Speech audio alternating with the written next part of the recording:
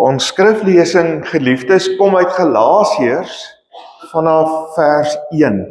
Ek dink ek gebruik, as ek reg onthou, die 2020 vertaling van die Bybel vanoggend. Galasiërs 6. In baie opsigte, vriende, is die brief aan die Galasiërs in 'n sekere sin die Christelike vryheidsmanifest. As 'n ou deur Galasiërs lees, dan sal jy agterkom dat die gedagte aan vryheid ononderhandelbaar is vir Paulus. Hy maak 'n hele rits stellings en teenstellings oor hoe vryheid in gedrang gebring word deur 'n wettiese lewenstyl. En een van hulle wat hy gebruik is natuurlik die besnydenis. Om te sê, maar julle sê ons moet nog steeds voldoen aan die besnydenis, maar dis eintlik nie meer nodig nie, want ons is vry in Christus. Ons hoef nie meer aan al die wettiese reëls wat in die Ou Testament vir ons gegee word, vas te hou en dit na te kom nie. Ons is vry in Christus. So dis die agtergrond ook dan van hierdie gedeelte wat ons vanoggend lees. Galasiërs 6. Broers, as iemand deur een of ander sonde oorval word, moet julle wat met die Gees vervul is, so iemand in 'n gees van sagmoedigheid reghel. Maar let op jouself, dat ook jy nie versoek word nie. Dan ons teks, dra mekaar se laste en vervul so die wet van Christus. As iemand werklik meen dat hy iets is, terwyl hy niks is nie, bedrieg hy homself. Elke een moet sy eie dade beoordeel.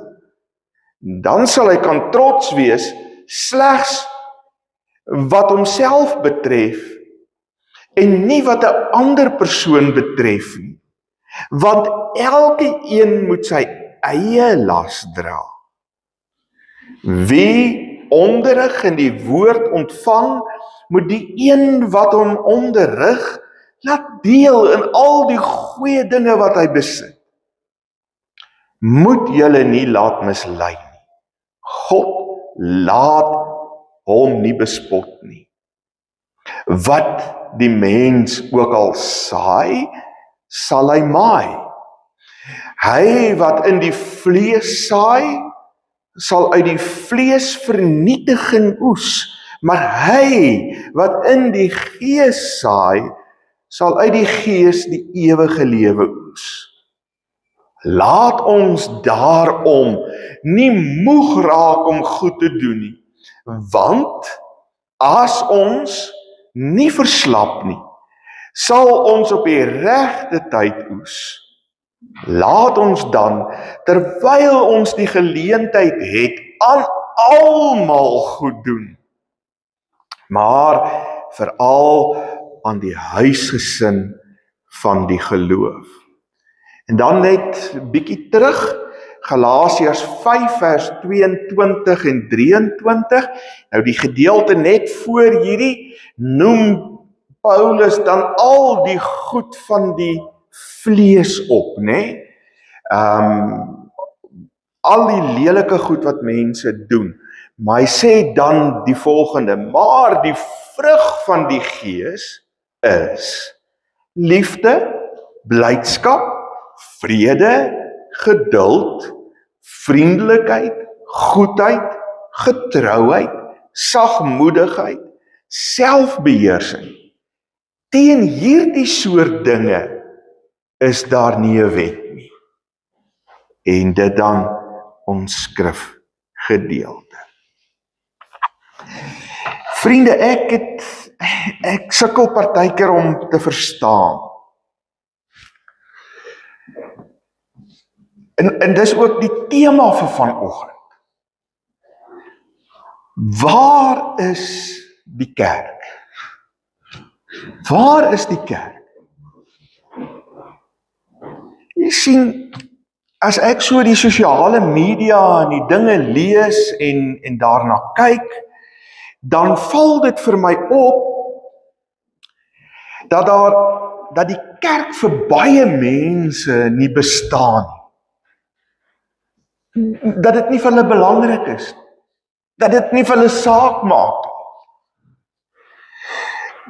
Dan is daar vir baie wat wel gelowig is, die ervaring dat die kerk van die Here Jesus in hierdie wêreld heeltemal afwesig is. Ja, hulle kom op 'n Sondag by mekaar en hulle sing mooi liedjies en hulle lees uit die Bybel en hulle luister na 'n preek en dan gaan hulle huis toe. Maar vir die res is die kerk net heeltemal afwesig. Vir baie mense is die kerk net hierdie gebou. As jy praat van die kerk, dan dink hulle onmiddellik aan die gebou. Daar is daarin die wat wel 'n bietjie meer verstaan oor die kerk en wat vir jou in teorie sal sê, die kerk is die liggaam van die Here Jesus Christus. Dis die liggaam. En ons is almal deel van daardie liggaam. Maar dis asof dit net in hulle koppe so is. Net in teorie so is. Maar in die praktyk van hulle lewe, wel, daar's nie eintlik veel daarvan nie. Dalk sien hulle dit as dis net vir ander bedoel en nie vir hulle nie. Dankbaar, daar is ook die wat werklik glo dat die kerk die liggaam van die Here Jesus Christus is, en dit nie maar net in teorie so sien nie, maar in praktyk ook daaraan so deelneem. Wat regtig verstaan dat elke een of ander funksie binne die liggaam van die Here Jesus Christus vervul, en dat as jy nie jou funksie vervul nie jou deel doen nie, dan ly die hele liggaam skade. Dan kan die liggaam van Christus in hierdie wêreld nie regtig doen wat hy behoort te doen, waarvoor hy liggaam van Christus is op aarde nie. So die vraag bly vir my, waar is die kerk? Waar is die kerk? Nou as 'n mens die Nuwe Testament deurlees, en veral Paulus se briewe, maar ook van die ander briewe, dan ontdek jy dat daar 'n hele rits tekste is, wat ons nou maar as dominees noem die mekaar tekste. Die mekaar tekste. Die tekste wat sê, julle moet mekaar lief hê, julle moet mekaar vergewe, julle moet mekaar vermaan, julle moet mekaar opbou, julle moet mekaar leer, julle moet en daardie mekaar tekste. En ek dink, liewe vriende, hierdie mekaar tekste kan vir ons help om te verstaan waar die kerk is. Kan ons oë dalk oopmaak om raak te sien waar die kerk is. En dalk, as ek dit nog nie regtig verstaan nie, wat my aandeel binne die liggaam van die Here Jesus Christus uiteindelik kan wees. Ons het heel in die begin, het ons Matteus 22 vers 36 tot 40 gelees, wat bekend staan as die samevatting van die wet. Maar die kern in daardie hele betoog daar is uiteindelik die liefde. Gaan kyk 'n bietjie. Julle moet die Here, julle God lief hê. En dan word daar gesê hoe? En dan word daar vir ons gesê, net so belangrik soos wat julle die Here moet lief hê, moet julle ook julle naaste lief hê. Of anders gesê, mekaar lief hê. Nee? En dit dink ek vorm die grondslag uiteindelik van al hierdie mekaar tekste.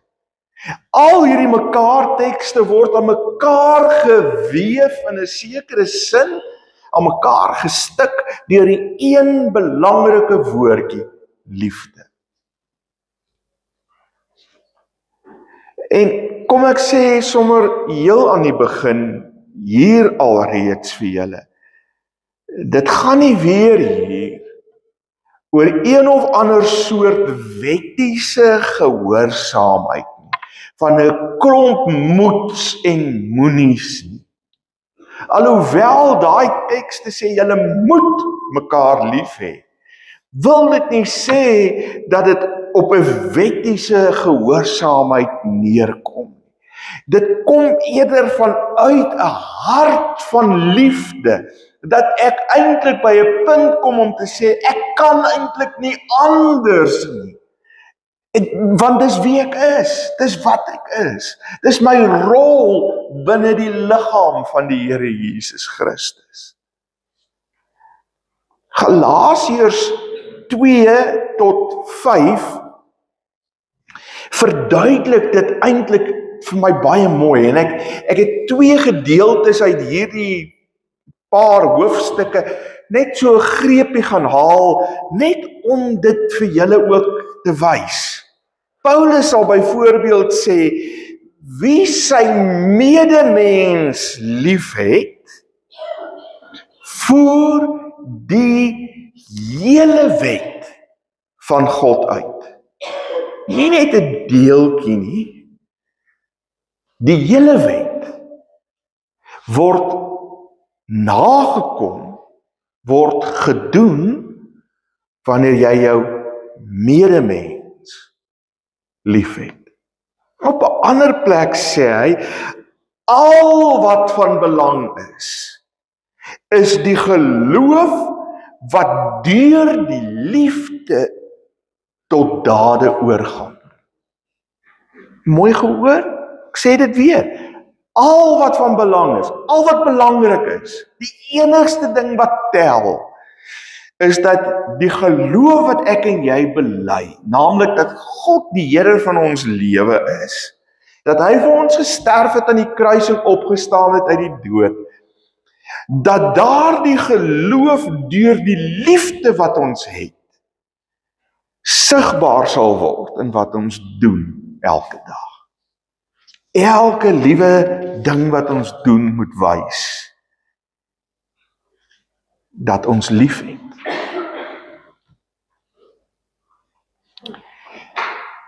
Dit bring my by 'n tweede vraag. En dit sou wees, wat sou ons as 'n goeie definisie vir Bybelse liefde kon gebruik? As ons nou 'n definisie moet gee van wat die Bybel beskryf as liefde, nie wat ek en jy dink liefde is, maar wat die Bybel beskryf as liefde, wat sou dit wees?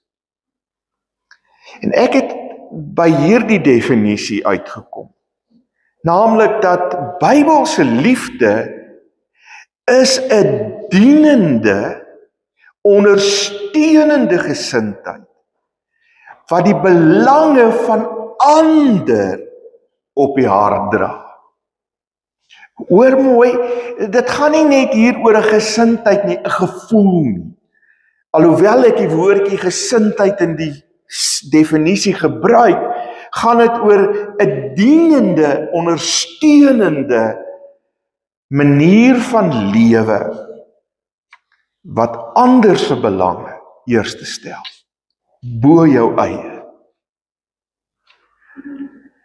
Maar liewe vriende, wat vir my belangrik is dat ons verstaan, is dat hierdie liefde nie in een of ander borrel gebeur nie in een of ander volmaakte werklikheid gebeur nie, maar in 'n baie gebroke, stikkende wêreld uitgeleef moet word. Hierdie liefde is nie een of ander pie in the sky nie. Hierdie liefde het hande en voete wat met die werklikheid waarmee ek en jy elke liewe dag te doen het, uiteindelik in uitgeleef moet word. Hierdie liefde word uitgeleef daar waar daar 'n wetywering is tussen die vlees, die sonde, ek hou nie van die woord sonde nie, maar die sonde, die slegte goed in ons lewe, en die Gees, die Heilige Gees. Ons is in hierdie wetywering as ware in 'n sekere sin vasgevang, maar in hierdie vasgevangtyd tussen hierdie twee is die manier hoe ek lewe 'n lewe deur die liefde. Ons word geroep, liewe vriende, om in hierdie gebroke, stikkende wêreld, en is 'n stikkende wêreld op 'n persoonlike vlak. Ons almal het maar 'n bietjie 'n gebrokenheid in ons. Ons almal het maar iewers 'n stryd waarmee ons stry. Dit is 'n gebrokenheid wat selfs op 'n gemeentelike vlak partykeer homself uitspeel. Waar ons van mekaar kwaad word, waar ons van mekaar sleg praat, waar ons met mekaar twis. Dis ook 'n gebrokenheid wat op 'n sosiale vlak tussen vriende en mense daar buite en selfs op politieke en die wêreld verhoog homself uitspeel. En ek en jy word geroep om dan die liefde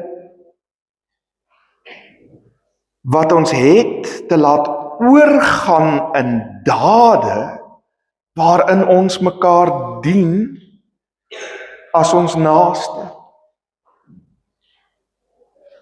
In die woorde van ons teks van vanoggend sou ons dit so kon sê: moet ons mekaar genoeg lief hê om mekaar se laste te dra. En nou moet u my mooi hoor. Die oomblik wat ons die woordjie laste hoor, dan hoor ons gewoonlik die pyn en die swaar kry wat mense in hierdie wêreld het. En natuurlik moet ons ook daardie las vir mekaar ligter maak. Deur met mekaar 'n pad te loop en vir mekaar te bid, uiteindelik. Na mekaar te luister en vir mekaar om te gee. Maar hierdie laste, waarvan Paulus hier praat, is daardie wetywering tussen die vlees en die gees. Is 'n sonde. Is daar waar ek en jy partykeer reuse foute in ons lewe maak. Waar my broer en suster en vriende en familie en ander wat ek dalk nie eers ken nie, reuse groot foute maak. Lelike dinge selfs doen. Paulus sê, ons moet ook hulle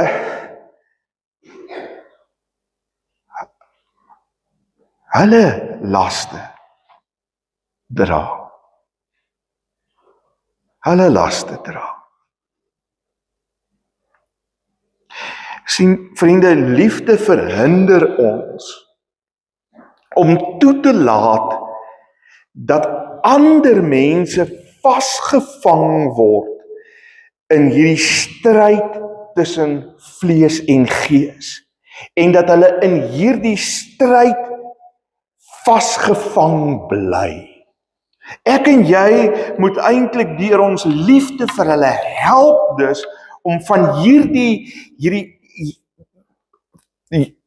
uit hierdie stryd tussen die vlees en die gees te kan loskom en die vryheid wat Christus gee te kan leef en te kan vier. Hier is Christus natuurlik vir ons die wonderlikste voordeel.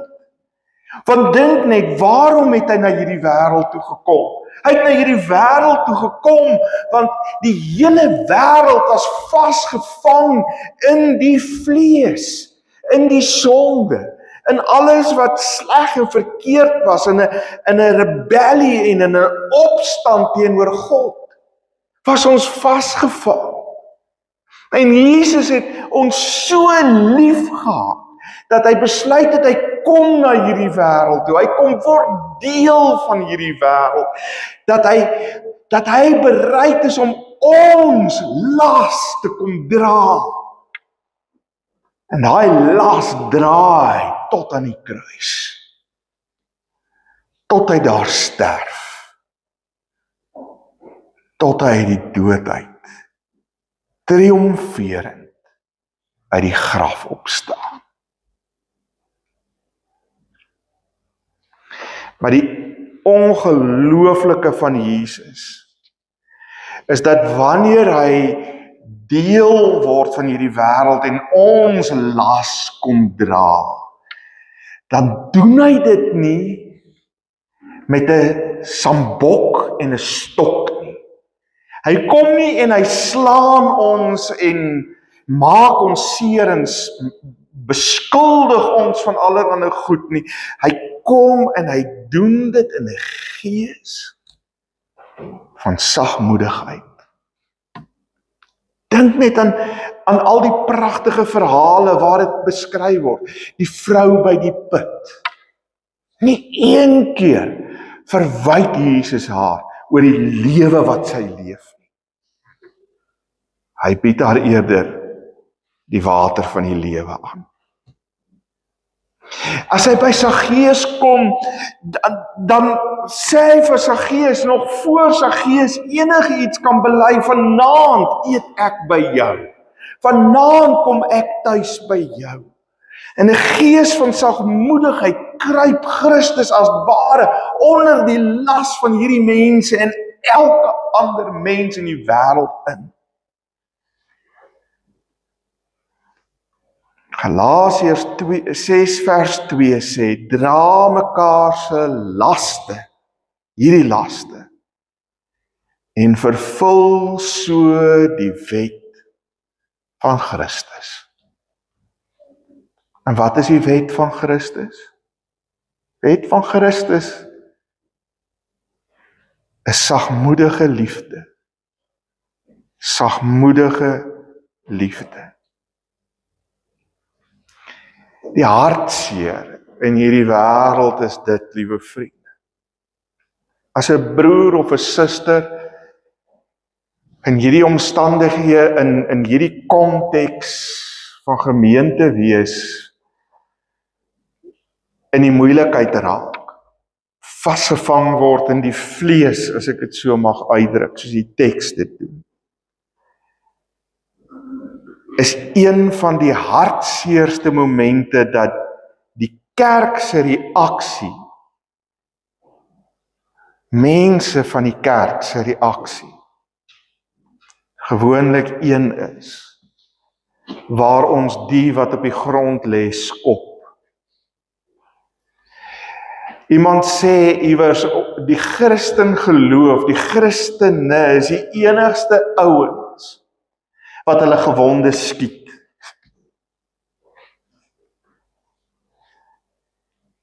Baie keer word 'n ander ou se hartseer vasgevangheid in die vlees eerder 'n bron van stories. Het jy gehoor? Word dit 'n bron van skinder? Verlustig ons onsself in die val van 'n ander broer of suster?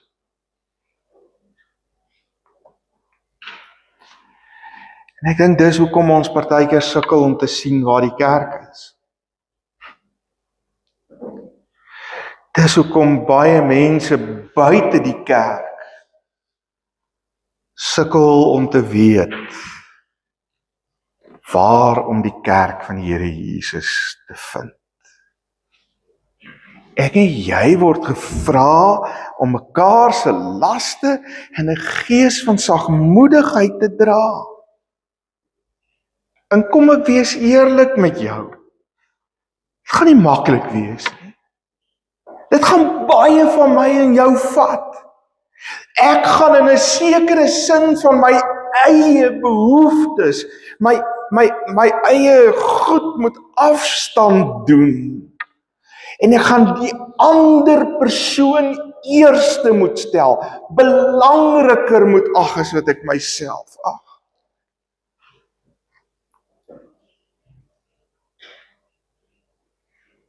Baie keer gebruik ons die val van 'n ander om my eie beeld op te bou. Ek is so minderwaardig in my eie geloof en my eie verhouding met die Here, dat ek baie keer moet dink, ek moet daai ou nog verder afbreek, sodat ek beter en sterker en mooier en groter en gelowiger amper kan lyk.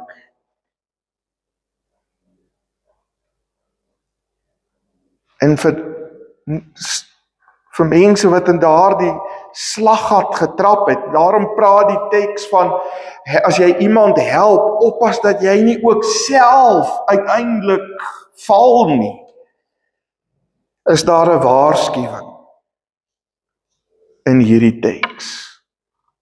Verse 3 tot 5 sê Paulus, oppas dat jy jouself nie mislei nie.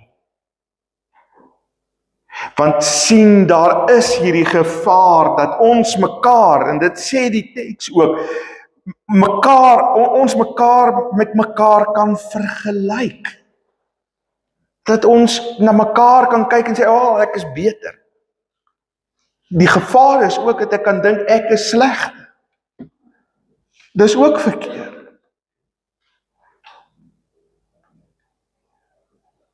Almal van ons is blootgestel aan die stryd tussen die gees en die vlees.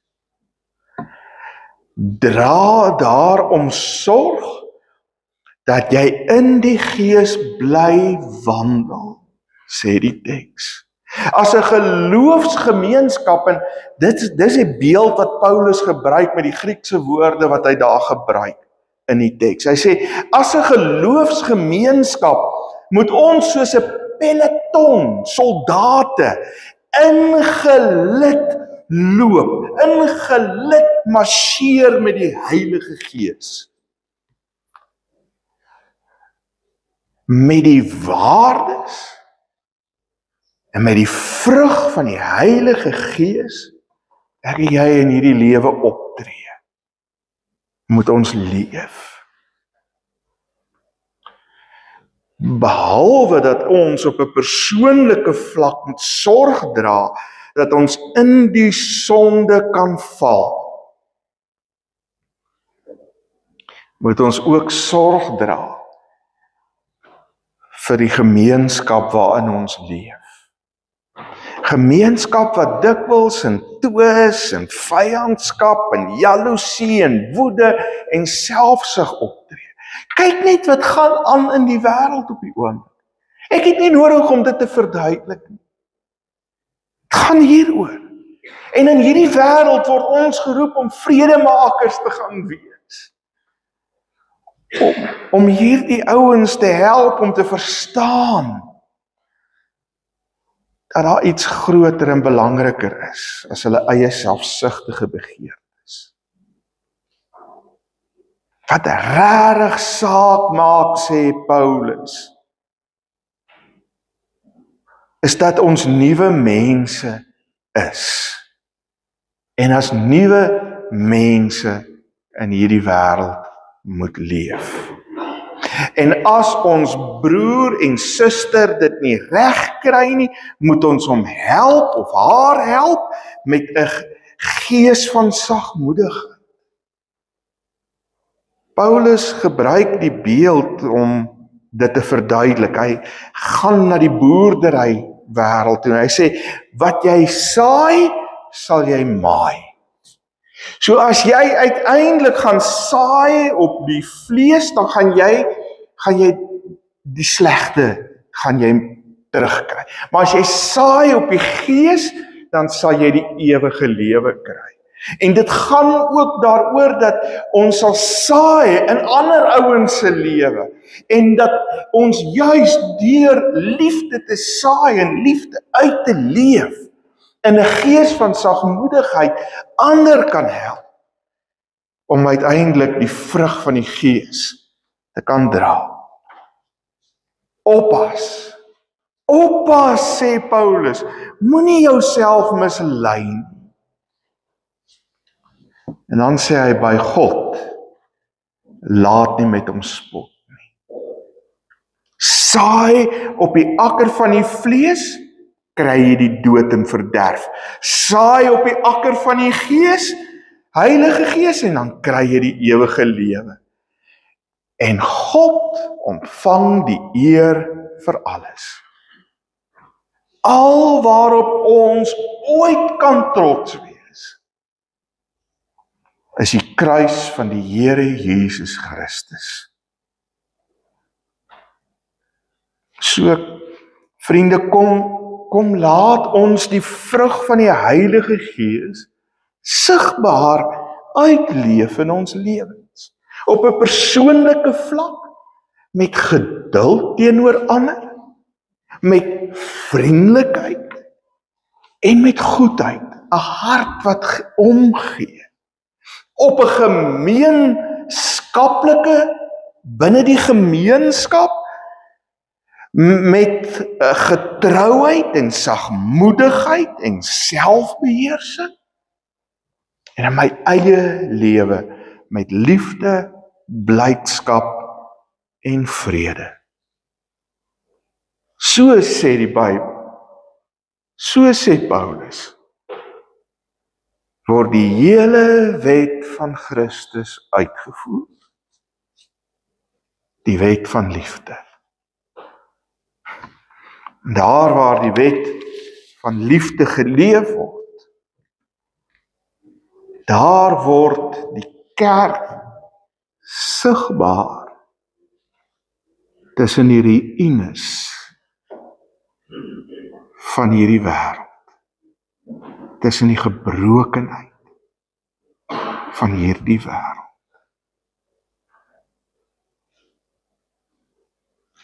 Mag ons so gemeente wees, vriende, dat met 'n gees van sagmoedigheid kerk is in hierdie gebroke wêreld. Amen. Here, as ons vanoggend so by mekaar is en ons hoor hierdie teks, dat ons mekaar se laste moet dra, en dat dit nie net hier gaan oor die seer en die pyn wat ons ander help dra nie, maar ook oor die vleeslike goed wat ons partykeer in vasgevang word. Daar's so baie wat ek kan opnoem, maar Here, ek dink ons almal verstaan presies wat dit behels en wat dit is. As ons vanoggend dit hoor, Here, gee vir ons, stort in ons harte deur die Gees die liefde uit vir mekaar, om dan in 'n gees van sagmoedigheid mekaar se laste, vleeslike laste, te help dra. Mag ons saai op die akker wat uiteindelik goeie vrug sal dra, wat die vrug van die Heilige Gees sal produseer, wat sal meebring dat U die eer ontvang, en dat die kerk, ons wat die kerk is, die liggaam van Christus is, sigbaar sal word tussen die ruïnes van 'n gebroke wêreld. Amen. Ek kom staan onder, want ek is deel van julle. Het is maklik om daar bo te staan en te preek, asof ek verwyderd is van elke een wat hier is. Ek is net so gebroke, net so stikkend. Nes elke een van ons. So ek onderkom staan en die seën kom uitspreek, dan doen ek dit nie as iemand wat daar bo en daar ver staan, maar hieronder, hier tussen julle.